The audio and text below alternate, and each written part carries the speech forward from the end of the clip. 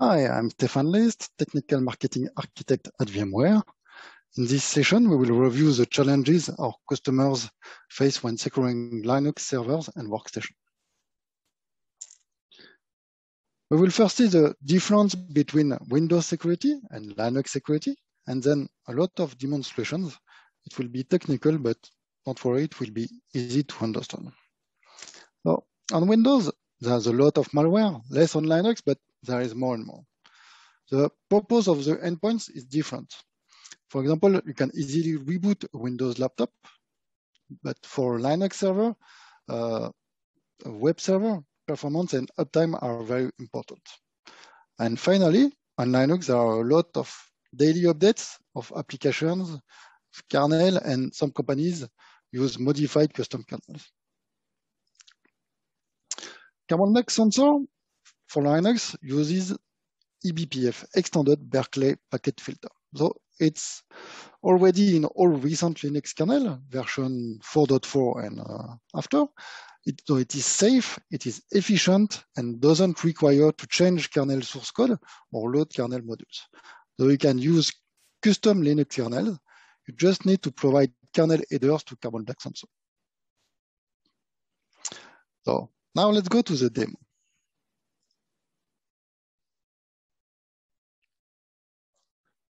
For this first demo, I will use a Ubuntu server. On this server, I have a copy of VMware website. So it's fully a flat copy or static copy of the VMware website. And now imagine there is a malicious attacker that has been able to modify the source code or the PHP code or has been able to inject some code, in fact, in the website. What we could do, we could, for example, do an attack in PHP. And what the attack will be able to do, it can, in fact, with PHP, we can run any Linux command. So we can check the current directory, we can do WAMI, we can download an attack or a ransomware or what you want from internet. So here, for example, this attack has downloaded attack.rgz. It has extracted the attack, and then it has executed the command. And as we can see here, we have a lot of image. And if we go back to the website and we refresh the browser, we can see that the attack, in fact, has modified all images of the website.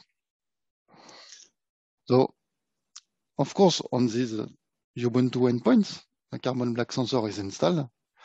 Now let's go in the Carbon Black console to see how we can investigate on this incident. Now let's see Carbon Black Cloud Console.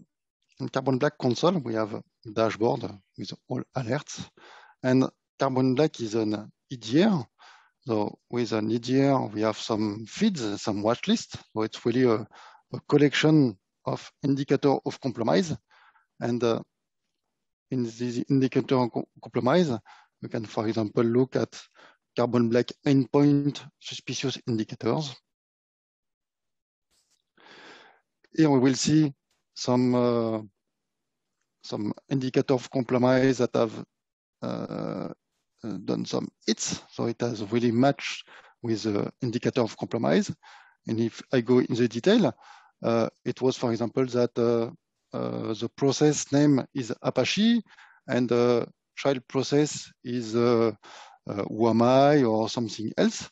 So it is exactly what happened in our attack scenario. So let's investigate on this. We can see that it has happened twice. And if we go to the process tree, we will see really the detail. We will see that Apache has run WAMI, then Apache has run has downloaded a code from GitHub. So really, I would recommend to block the connection from your web server to GitHub, to Pastebin, or all other provider of service like this to share some malware or some binaries.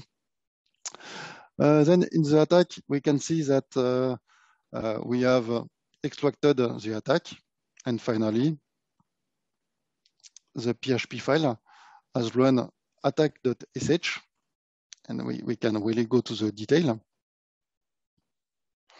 And in this attack.sh, we can see, okay, there has been a copy of a skull image to one image. Once again, the copy of an image. So it is how the attack has been run on my Linux endpoint. Here I really have the complete visibility. I have the timing. I have the name of the user, etc. So I know really everything.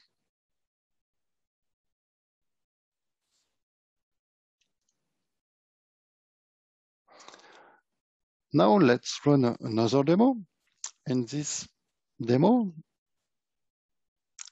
in fact, there is a malware, and an attacker has access to your Linux server.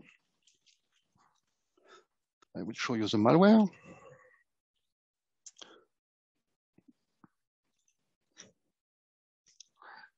So the malware is in 4 parts: malware, malware2, malware crypt, and malware end.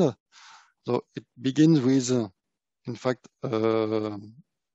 malware.c that will disable security. So it will stop AppyPrmor. It will disable the firewall. It will stop fail2ban, etc. Then it will launch another binary, which it will be malware2. In this binary, then we will install some package. We will install Nmap, rpscan, etc. So to really to discover all the network. It will also create a user named John. John will be added to the sudo group. So it will be a user for persistence to be able to come back on this Linux machine in the future. Then it will call another malware, malware crypt. This malware will install OpenSSL, will create a SSL key, will extract the public key in order to encrypt a file.txt. It will encrypt it in file.txt.crypted. Okay. At the end, we call malware end. Malware end will stop syslog, will remove all logs, will remove the history. So if you connect to your Linux endpoint after the attack, you really have no trace. You cannot understand you have really no visibility on your endpoint. So let's run this software.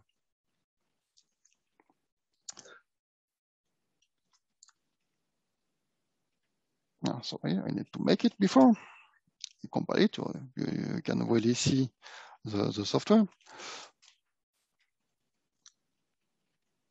Sudo malware. So as you can see, disable AppyPrmor, disable the firewall, stop fail2ban, install a Linux kernel module, then scan the network, add a local account for the user John, crypt some file, generate the key, crypt some file, and at the end, then we stop this log, we remove all trace, we remove all log, and if I look at my directory, I can see that my file.txt is encrypted. It is, I can't read it anymore. Okay, so now let's take a look at Carbon Black console to see how we can hunt this threat, with Carbon Black Cloud. So now we are back in Carbon Black Cloud console, still in the watch list. In the watch list, we can see that we have a lot of hits for different watch lists. For example, if I take the first one, I see there has been a severity 6 IOC. So it is on Linux. There is a process RPC client that has run. Let's investigate this.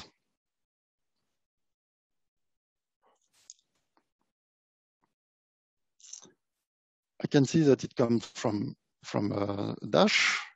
If I try to go back and to analyze the root cause, I really easily find that it comes from malware, and I can really see everything that this malware has done on my endpoint.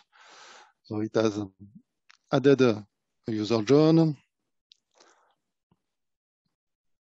It has disabled the firewall.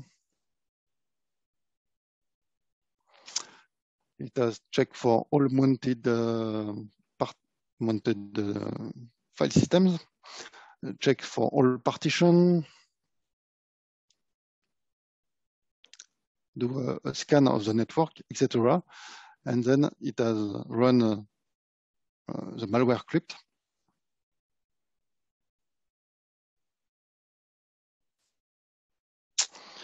So install OpenSSL, then generate a key to encrypt the file. So the encryption, yeah, it is to extract the public key to be able to encrypt the file. That's it. So really here you have the full visibility of what was running on your endpoint. You have been warned by, alerted by the watch list that something was wrong on your endpoint. And now you can take action. You can simply click on the malware, and then I can add it to banned list. When I add it to the banned list, I immediately see that this hash has been seen only on one device, so you have not been infected on other Linux endpoints. I can add it to the banned list. And if I try to run this malware again on my Linux machine, I will see that now it is blocked. So let's do it. So I'm back on my Linux system. If I try to execute again my malware, I see that it has been blocked. Operation not permitted. It has been blocked by Carbon Black. And if I go back on the console,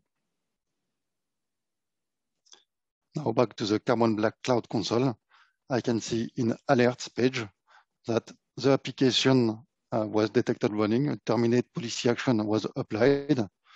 And if I go in the detail, I can see here that, yes, the process malware has been blocked.